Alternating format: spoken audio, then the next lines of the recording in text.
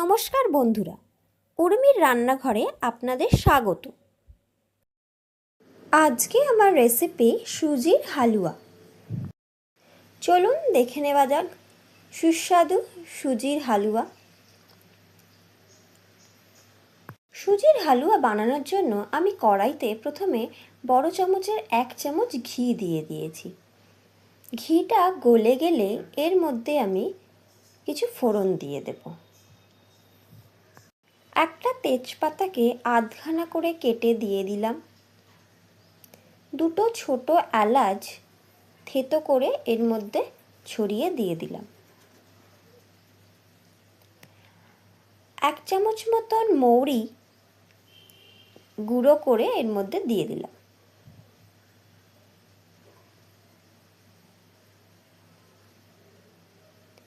ফোড়নটা হয়ে গেলে আমি এখানে 150 গ্রাম মতন সুজি দিয়ে দেব।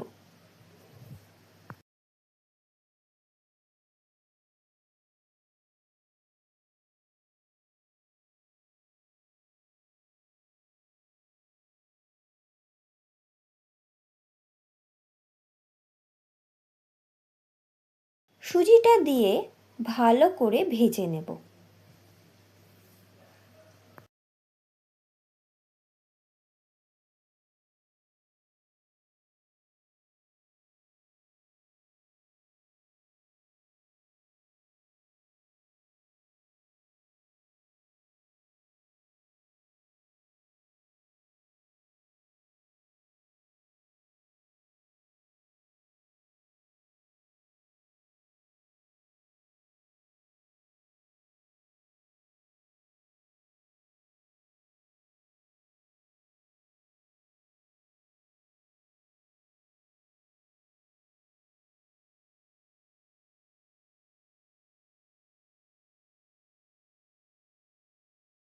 সুজিটা আমার ভাজা হয়ে গেছে। এবারে আমি পরিমাণ মতো দুধ দিয়ে দেব। এই দুধের মধ্যে আমি সুজিটাকে সিদ্ধ করে নেব।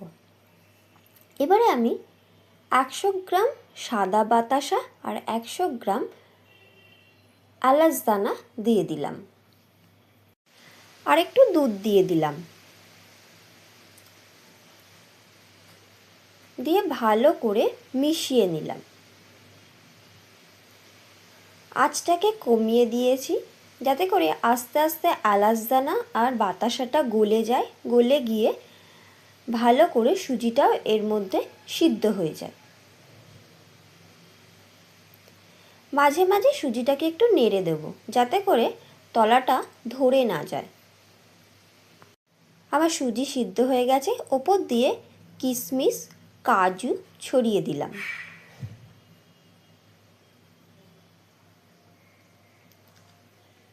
দিয়ে ভালো করে মিশিয়ে নিয়ে নামিয়ে নেব। হয়ে গেল আজকের আমার রেসিপি সুজির হালুয়া। বন্ধুরা, আমার এই রেসিপিটা কেমন লাগলো অবশ্যই জানাবেন।